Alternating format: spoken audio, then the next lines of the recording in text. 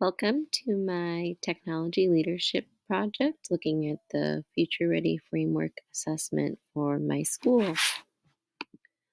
Welcome to my technology leadership project looking at the Future Ready Framework assessment for my school. So, just a refresher for the type of school I work at. I work at a charter school in Connecticut, in Norwich, and we are a small city of about population of around 40,000 people. And our school population for students is just under 400, and we have a staff of approximately 50 to 100 at our school. I believe right now it probably falls around 70 faculty and staff. So, after meeting with our IT specialist this week, I came to the conclusion that our school does not have an explicit vision for technology. But during our conversation, we kind of went over what was our school actively doing that's already being integrated into the curriculum or it has been explicitly taught or any other way, from professionals to teachers being taught and students being taught. So we definitely emphasize the personalization of learning. Students are at the center of all of that.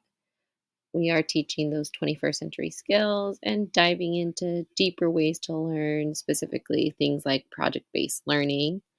Um, our library and media teacher looks at digital citizenship and technology skills, and really that anywhere, anytime learning. That learning can take place outside of the classroom as well as inside the classroom. You'll hear me refer to our IT specialist, Matt, quite often because he really was an integral part of helping me through this course to give me a one on one perspective on how our school was doing in many of these areas. So I was pleased to see that our digital learning environment is very active, using things like social media, having students involved in multimedia production, having collaborative working spaces, having heavily involved with synchronous learning, and being able to manage systems with learning and documents, and of course, presentation tools. Our library and media teacher is in the process of creating a library of curated digital content. So that's a work in progress. And right now, what seems to be not a priority is those productivity tools as well as asynchronous learning tools. We've moved away from asynchronous learning. So, for instance, when we have a snow day, it is truly a snow day. We don't require students to log on and get the learning done. So, we likely won't prioritize that for some time again. I was also pleased to see how much my school uses technology for learning. We heavily use it for online coursework and assignments using G Suite for Google Education quite often, blended learning, using digital tools for problem solving, making real world connections, specifically with we focus a lot on service learning, etc. We always have assessment data, and that data drives a lot of what we do in the school. In our plans, we want to gear more towards digital student portfolios. Students will create digital portfolios to track and monitor their progress across various subject areas. In the vision, I put that our end goal is to prioritize engaging students in digital learning by fostering an environment where technology becomes a gateway to limitless curiosity and exploration. By having students engaged in self monitoring through digital portfolios, it will create a sense of ownership and accountability in their learning journey, leading to increased motivation and a deeper understanding of their strengths and areas of improvement. You'll hear me use that word a lot too, because I feel when students hear weakness, they don't think that it's something that they can work on. They think it's just always going to be a weakness. But I like to look at it more positively and tell them it's an area for improvement and an area for growth. We aspire to create exciting and interactive digital learning experiences that will expand their imaginations and empower them to actively participate in their learning. Something that's not a priority for our school right now is e-communication sites for students and teachers. In order to explicitly show how my school performed in each year, I decided to do somewhat of a bar diagram so you can visually see the strengths and areas of work in progress as well as areas for improvement. And quite often across all of these gears, my school usually falls either far left with that it's not currently a priority for our district, or far right with we have district policies, expectations, and plans in place for this strategy. So, first, we'll start with our strengths. One of them is developing curriculum and instruction to provide them with solving real world problems. And one of the tenets of our school is service learning.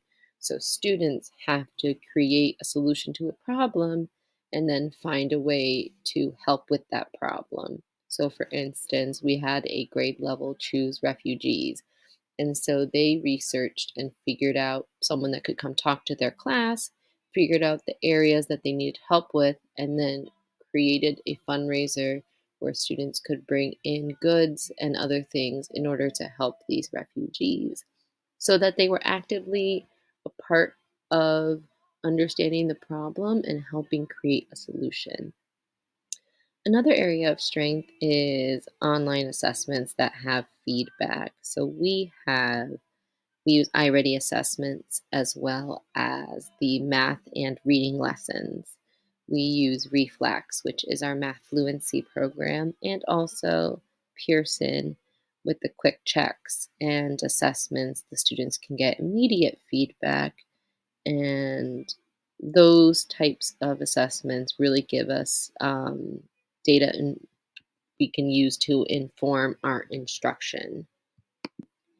Areas for improvement, and I constructed this as either we're actively researching it or it's not currently a priority. And something that we're researching is how to integrate technology more seamlessly into the classroom because we have a lot of teachers that honestly are stuck in their ways and haven't had the opportunity to learn how to use technology effectively. Now, integrating more strategies for 21st century skills and deeper learning is not currently a priority, as well as designing curriculum that leverages technology, allowing students to personalize their learning more. So, my vision for Gear One for my school is envisioning a dynamic and future focused educational system where the integration of technology enriches the personalized learning process of every student. Our dedication to leverage the potential technology that we could use not just as an accessory, but to transform and enhance the learning of all students. This will result in greater learning results, nurturing their creativity, and equipping them with skills that they will need to thrive in an ever changing world. So, when it comes to use of time, our school is already putting a few things in place. One of them is being a more student centric learning environment and giving them flexible uses of time. And this is a core tenet of our school. We do things like activity time, where students have a worksheet with all their work they need to complete during the week, and they have some flexibility of how that time is used, as well as the option to bring work home. Mind you, they still have homework, but students have the authority to say, I'm going to spend 30 minutes on this assignment, and then I'm going to try to spend and finish this assignment for 15 minutes. Another strength is we look more at their performance and mastery rather than competency based learning. We have different types of assessments where we look at do they understand the concept, not did they score with a certain number. Now, the areas for improvement would be being more flexible with the instruction time. We know that there are recommended amount of times to spend on each subject area, either during the day or during the week. And quite frankly, some of it is unrealistic because it would require us to be in school for more than 180 days to give each subject the allotted time that's being recommended to us. But we are looking at what our instruction time is being used for now and trying to see what can be taken away or what needs to be added in order to make sure our time is being used more effectively. Post COVID snow days are snow days, and albeit students can learn from home, it's not necessarily a priority for our district that using technology and media resources to allow them to learn any time of day. Now, mind you, they can do this with their own devices, but typically at this time, we are not allowing students to take devices home, and we don't have any students, to my knowledge, that are being provided services in order to have internet access at their homes. Our vision for this year is that through the integration of digital and personalized learning in classrooms, that students will grow in their adaptable learning skills, enabling them to utilize their independent work time more efficiently, whether they are at home or at school. Our school is very blessed to be able to have internet ready technology devices available and also the support to make sure those devices are running. Our K to 1 students have iPads, while our grade 2 through 8 students have Chromebooks. We also have a stronger than necessary network and bandwidth to support the infrastructure and ensure that online resources are constantly available for teaching and learning. Now, areas that are a work in progress, we have an outdated technology plan. It's only for the devices and it's nothing more than that. And it needs to be redone. And that's a goal of the technology committee for this upcoming school year is to begin to create that. And also, a goal of the tech committee is to create and implement a better support system and be able to provide coaching and in time instruction to prepare teachers as well as students to use new technologies in the classroom. They need this comprehensive professional development to implement technology effectively in the classroom, and they need a well defined timeline, and this is essential to ensure proper functioning and timely updates of all educational technology. It was also encouraging to see how well our school was doing in regards to data and privacy. We have up to date policies, procedures, and practices to make sure that data is secure for students and faculty and staff, and that the use of this data exceeds the legal requirements and federal guidelines for the country. We also have an operating digital data system that enables us to collect data, analyze, report, store, exchange, and archive it for authorized users. We also are very much a data-driven school. They are part of making the school and district culture um, more equitable um, by using that data to make decisions for staff, students, and parents. Now, the area of improvement for our school falls into making sure that staff are knowledgeable and skilled in using data, technology, analytics to inform their instruction, curriculum, and assessment. This is something that we're actively researching, and we're having data team meetings in order to inform our staff for the data of their students and help them recognize how to use it more effectively. And in the future, we envision a staff where all of them are proficient and competent in harnessing the power of data and technology to inform and enhance instruction, curriculum development, assessment, strategies, and their own professional growth. Through continuous professional learning and collaboration with knowledgeable staff, we aspire to create a more data informed educational community that empowers educators to change their approaches, optimize student learning outcomes, and create a culture of excellence. One of our core tenets at our school is having parents as partners. So we are very much a school that wants to involve parents and community members into being involved in the everyday process of our school.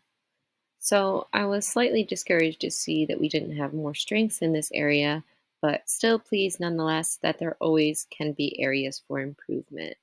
So, one of them is actively involving our community to achieve our learning goals. We have grandparents program where they come and assist in our classrooms. We have readers that come in. At our most recent school event, we had a table specifically for volunteering for our big events during the school year for people to sign up to help with. Another area is having a learning environment with education programs to facilitate safe online interactions. Now, we have more with student teachers. So, although I can see this as a strength, we haven't found a particular use for peer to peer interactions online or student to expert interactions, but that's definitely something we can work on. And also, we use digital communication systems that are responsive to families. Mostly, this includes things like email, as well as a new program we implemented last year called Parent Square. And this can send out immediate alerts as text messages or emails. We are working on growing our students' cultural and global awareness through different interactions. For example, having experts coming into the classroom, or face to face interactions, or even online community partnerships. We envision a school that is continuously enhancing its digital learning environment to provide educational programs that not only allow for safe online interactions, more so with amongst peers and experts, but also fostering an atmosphere of collaboration with community members, inclusivity amongst all, and enriching their learning experiences in and outside of the classroom. It was interesting to see how much in each area we were in regards to the gear of professional learning. One of our strengths is involving educational professionals in a self assessment, goal setting, and professional collaboration in support of these goals. Areas where we are a work in progress would be having shared ownership and shared responsibility of this growth, and also having more instructional practices and professional competencies to support deeper learning and those 21st century skills. Areas for improvement are professional development enabled through technology and social media. It's not something that our school is currently prioritizing, but our vision would be that through tailored training, collaboration, and ongoing development opportunities, that educators at our school will gain the expertise and competence they need to harness the full potential of technology in education.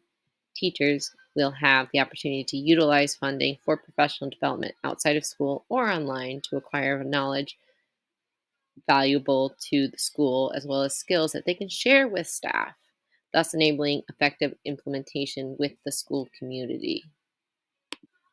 Lastly, we look at budget and resources. Now, this was one I was most unfamiliar with, but thankfully, a member of our governing board gave us a presentation on our school budget, which gave me a little bit of prior knowledge for this presentation. Now, we have a few areas of strength is that we have funding that's been identified for digital learning programs in our budget, whether it's short term or long term. We used grants this year to purchase our math curriculum as well as get a new math fluency program. There is also timelines for transitions to cost saving strategies. There's a lot of transparency with our budget, which is very encouraging. Now, areas for improvement would be more of a concrete policy, procedures, and timeline for these cost saving strategies to be implemented, and also justifying it with linkage to our annual funding stream because obviously we have some funding that is restrictive and some funding that is short term. So, in the end of it all, we aim to be a school environment where there are clear policies, there are efficient procedures, and defined guidelines that can guide our shift to more cost saving digital strategies to ensure that our school is more financially sustainable and technologically advanced in our educational environment. To summarize my school's future ready assessment, we essentially have a commitment to seamless technology integration in education. We want to empower students through digital portfolios. We want to create engaging, interactive learning experiences, as well as provide comprehensive professional development for educators to implement these practices. We want to prioritize technology updates as well as any innovation that comes along over the course of the next years. We want to establish a safe and inclusive digital learning environment and the ability to engage with the wider community. We want to be able to implement clear policies for cost saving digital strategies to ensure financial sustainability and technological advancements, and also preparing our students for the modern world and lifelong learning. In our pursuit of a strategic learning environment, it's necessarily appropriate to learn how to use a digital portfolio platform that allows our students to document and showcase their work across subjects. We need to provide and equip our students and teachers, including myself, with the necessary training to effectively use these portfolios. We want to create a culture of self awareness and growth by encouraging regular reflection and goal setting within these digital spaces. Also, allowing opportunity for valuable peer and teacher feedback on these portfolios to promote collaboration and continual improvement, giving opportunities to recognize and celebrate student progress. When it comes to interactive digital learning experiences, one of the goals is to encourage project based and inquiry based learning methods to empower students to actively explore and learn more. We want to dedicate ourselves to the ongoing enhancement of our digital resources and tools, ensuring that our library remains exciting while also relevant. We encourage and embrace student creativity, granting them opportunities to actively participate in content creation. To refine and tailor our digital learning experiences, we actively want to seek feedback from our students, placing their valuable insights to the forefront of our efforts. So, in order to develop a clear technology integration plan with defined objectives and milestones, we will need to provide ongoing training and support for teachers to be able to use this effectively in the classroom. We need to have a culture of experimentation and adaptation in teaching methods, consistently providing support where necessary, because there are a lot of educators who have never experienced things like extended reality or artificial intelligence beyond their smartphones. Not only are we focused on implementing personalized learning pathways and adaptive technology to cater to individual student needs, but we will need to monitor and assess the impact of this technology integration on student learning outcomes to decide how our efforts should be focused moving forward. To achieve this, we need a well structured professional development program.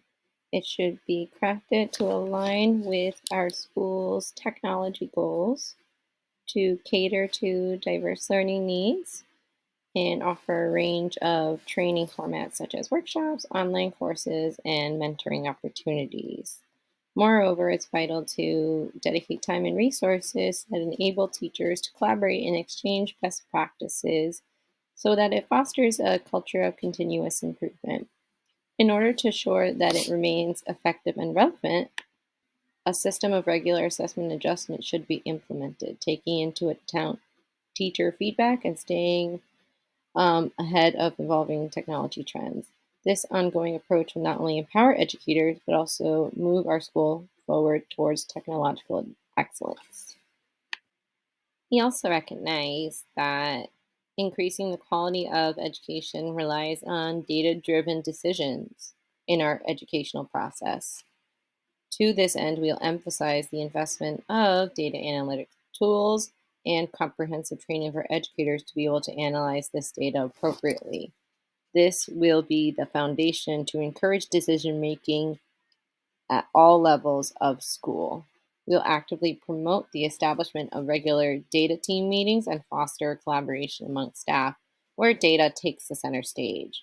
By harnessing the power of data, educators can make informed decisions on curriculum development, assessment strategies, and professional growth, ultimately enhancing the overall educational experience for our students. We will place great emphasis on celebrating success and cultivating a culture of continued improvements based on data driven decisions. And this will reinforce our school's commitment to excellence and its dedication to shaping a brighter future for our students through innovative educational practices. Privacy and security will continue to be paramount concerns as we move into the future.